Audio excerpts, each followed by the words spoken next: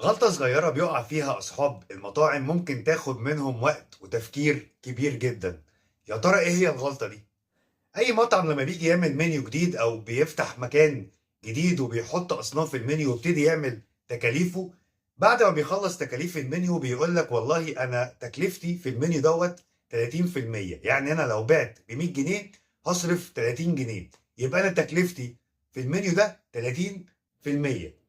يجي يقفل آخر الشهر بتاعه بالمعادلة الشهيرة بتاعة التكلفة اللي هي بضاعة أول المدة زائد المشتريات، نخصم منها بضاعة آخر المدة يديني الاستهلاك بتاع الخامات بتاعي، نقسمه على الإيراد اللي أنا عملته يلاقي تكلفته 35% أو استهلاكه وادالي تكلفة 35%.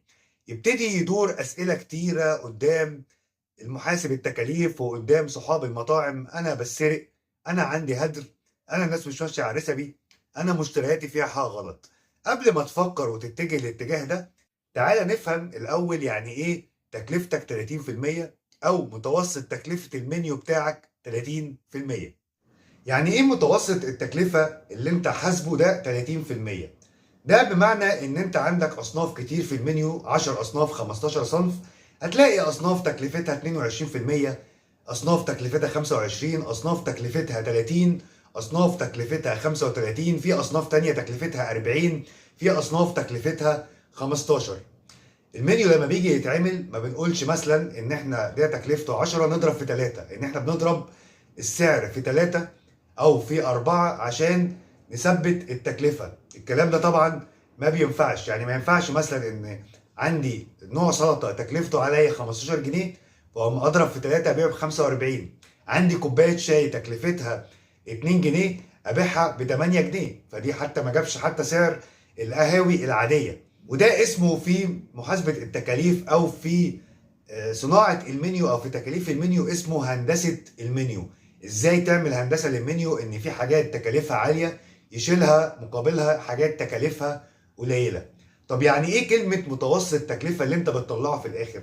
إن أنت بعد كل التكاليف دي بتعمل حاجة اسمها افريج كوست أو متوسط تكلفة. إن والله عندي حاجات 22، عندي حاجات 30، عندي حاجات 37، فمتوسط التكلفة بتاعي 30%. امتى بقى اخر الشهر فعلي بعد ما تحقق مبيعات توصل للتكلفة دي؟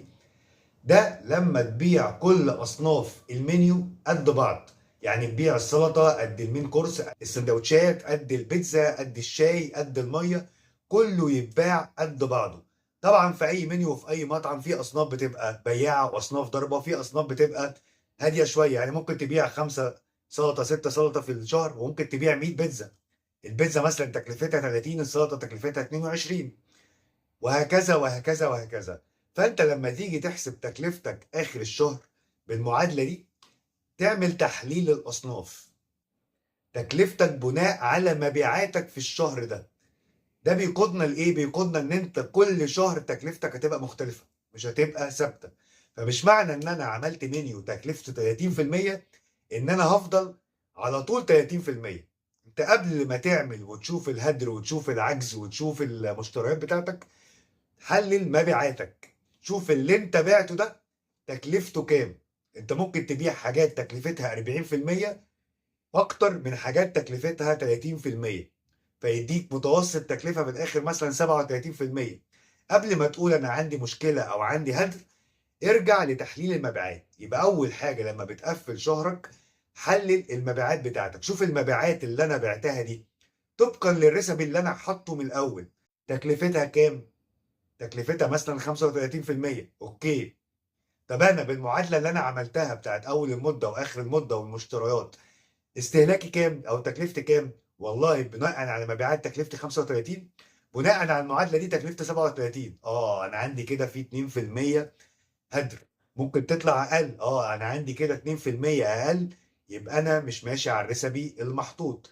ابتدي بقى لما الاقي تكلفتي اعلى من الاستهلاك بتاعي اقول لا، يبقى انا كده ابص على الهدر اللي عندي، الجرد اللي عندي ابص عليه كويس جدا، ابص على المشتريات بتاعتي هل حصل فيها ارتفاع. وانا نصيحه بنصح فيها اي حد ماسك تكاليف مطعم ان هو يعمل ابديت للاسعار كل شهر، ويربطه بالرسبي بتاعه عشان كل شهر يطلع له التكلفة مظبوطة. وده طبعا هنشرحه بالتفصيل في الفيديوهات الجاية في سلسلة ازاي تبقى محاسب تكاليف محترف بدون كلكعة بدون تعقيد. لو عجبك الفيديو اضغط لايك واشترك في القناة عشان يوصلك كل الفيديوهات بتاعتنا، عشان ان شاء الله احنا بنحضر لفيديو سلسلة ازاي تبقى محاسب تكاليف محترف. ونخلي بالنا ان متوسط التكلفة ده مش شرط هو اللي في الاخر يطلع تكلفتك في اخر الشهر. والى اللقاء.